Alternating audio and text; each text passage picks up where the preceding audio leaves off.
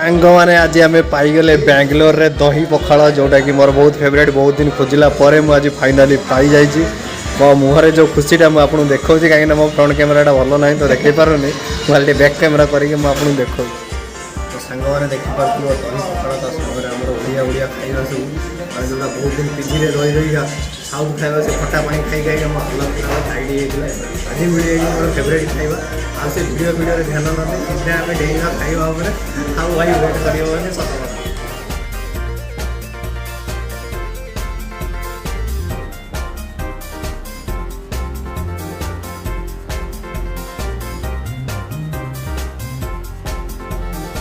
आप लोगों ने तो ऑलरेडी देखे होंगे क्योंकि 12 बजे जो खाना खाने के लिए हम लोग गए थे ये भाई नहीं गए थे क्योंकि उनका तबीयत थोड़ा बहुत ज़्यादा ख़राब हो गया था। तो अभी थोड़ा तबीयत ठीक हो गया तो उसको मैं घुमाने लेके आया हूँ।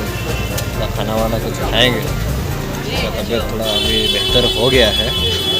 जो पहला जो पार्ट था वो उड़िया में बोले हैं क्योंकि वहाँ पे पखाड़ खाने गए थे क्योंकि हम लोग का वो फेमस है, इसीलिए वो वाला पार्ट उड़िया में आएगा, ये वाला पार्ट हिंदी में रहेगा। तो अभी तबीयत भाई कैसा है बोलो? ठीक है ना?